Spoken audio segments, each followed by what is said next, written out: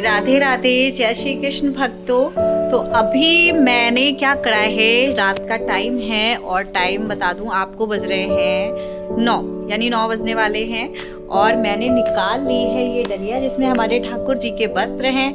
और शाम के टाइम पे मैं अपने ठाकुर जी को बहुत ही सुंदर सजाती हूँ। और क्योंकि मान्यता ये है, ऐसा कहा जाता है कि जो छोटे लड्डू गोपाल जी होते हैं, तो लड्डू गोपाल जी को तो हम लोग सेवा भाव से जैसे बच्चे का करते हैं, इस तरीके से उनको आरामदायक कपड़े पहनाकर एकदम हल्का फील हो उनको बच्चे की तरह, तो इस तरीके से करते हैं उनकी सेवा। और जो ठाकुर जी रखते हैं, जो बड़े ठाकुर जी हैं, उनको रखते हैं तो ऐसे मानते हैं कि उनको रात में अच्छे से सजा कर श्रृंगार करके उनके भोग अच्छे अच्छे रखने चाहिए। जब हम उनके द्वार को बंद करते हैं, जब सोने जाते हैं, तो उनको प्रॉपर सजा के, क्योंकि रात में बताते हैं उनकी सखियां आती हैं अपने ठाकुर जी से मिलने और वो कहती हैं देखें तुम्हारी कैसी सेवा हुई भाई। एक्चुअल में क्या है, मुझे ब्रज भाषा बहुत पसंद है और मुझे ब्रज भाषा बोलना नहीं आती, पूरी कोशिश करती हूँ। जब भी ब्रज वृंदावन जाती हूँ तो धीरे धीरे थोड़ा थोड़ा सीखने की कोशिश करती हूँ। वैसे ही तो उनको सजाते हैं अच्छा सा, और उनका भोग होता है ना, जो भी है उनको रख देते हैं। तो सखी जब आती है तो उनको देख के कहती है भाई हमारे तो बहुत सखा बहुत सुंदर सजे हैं और काका माल तुम्हें रखा है आज खाने के लिए। तो ऐसे भाव से रखना चाहिए और सजाना चाहिए। तो इसीलिए मैंने आज ठाकुर जी की डलिया निकाली है अभी, और देखते हैं उनको चूज़ करती हूँ कि उनको कौन कौन से कपड़े पहनाने चाहिए। और तो आप मुझे बताओ कौन से अच्छे लगेंगे, पर्पल या ग्रीन। आज हमारे ठाकुर जी ने पहने हैं येलो कलर के वस्त्र, जो कि कल पहनाए थे। आज थोड़ा ठाकुर जी को ऐसे ही हमने साफ किया था, और तो ठाकुर जी हमारे सुबह नहाएंगे। तो ये देखिए जी, हमारे ठाकुर जी यहाँ विराजित हैं और अभी इनके वस्त्रों को पहनाएंगे, इनको सुंदर सा श्रृंगार करेंगे। क्या होता है ना, जब सुबह हम इनकी चंदन सेवा करते हैं तो ठाकुर जी को जरा क्या है ना, ज़्यादा चंदन लग जाता है, तो इस तरीके से उनका हाल हो जाता है। अब पूरे दिन तो सोचते हैं कि भैया कर दिया है तो क्या करें, उसके बाद शाम को उनको सुंदर सा श्रृंगार करके अच्छे से आराम से बढ़िया सा करके और सजा देते हैं भाई। तो अभी मैंने चूज़ करी है ठाकुर जी को ये ग्रीन कलर की ड्रेस। हमारे ठाकुर जी को ग्रीन कलर का श्रृंगार करेंगे।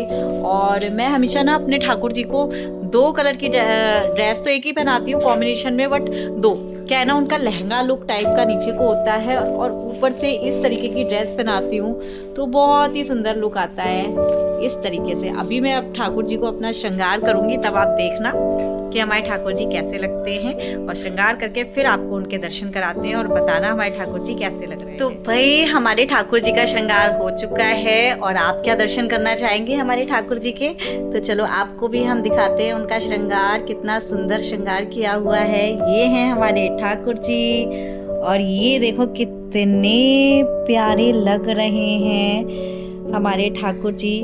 मैं हमेशा ठाकुर जी को 2 कलर की ड्रेस पहनाती हूँ ताकि उनका लुक कितना प्यारा लगे। ये देखो,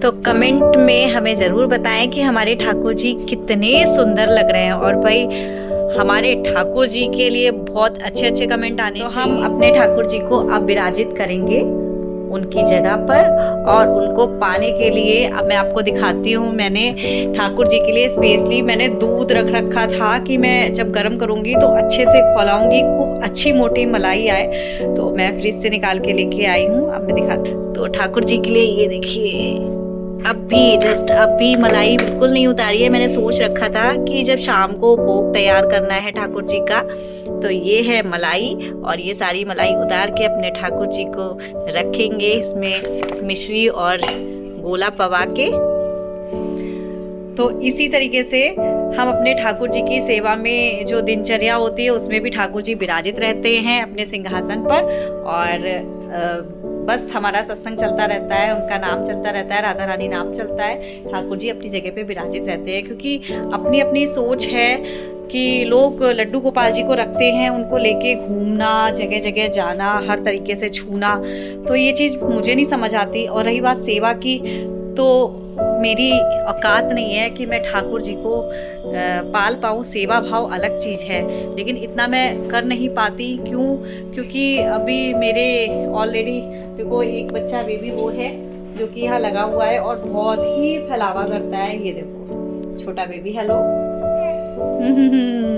और 2 बच्चे और हैं, तो मैं उनका कर नहीं पाती हूँ इतना, क्योंकि सेवा भाव करो तो ठाकुर जी की सेवा पूर्ण समर्पण से एकदम प्रॉपर करनी चाहिए, तो वो मैं नहीं कर पाती हूँ। लेकिन हमारे जो ये हैं ठाकुर जी हमारे, तो इनकी सेवा भाव ये है कि बस प्रभु के भाव से जो भी हम श्रृंगार सेवा करें, इतर सेवा करें, चंदन सेवा करें, पूजा के समय करते हैं।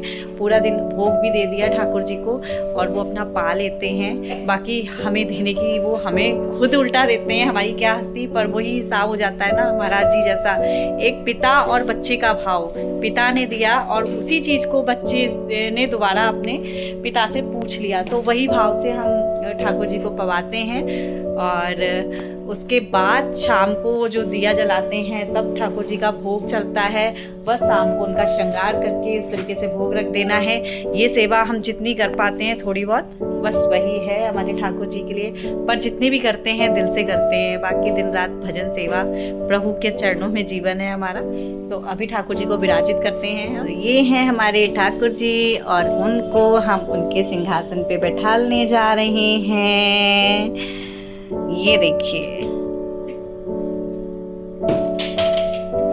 तो ठाकुर जी विराज चुके हैं अपने सिंहासन पे। गौ जी हैं, गाय माता हैं उनके साथ में, और उनकी अब लीला अपनी चलेगी। तो हमारे ठाकुर जी का जो श्रृंगार था वो कैसा लगा हमें कमेंट में ज़रूर बताएं। और हमारे ठाकुर जी के लिए बहुत अच्छे अच्छे कमेंट करिएगा। राधे राधे, जय श्री कृष्ण, शुभ रात्रि।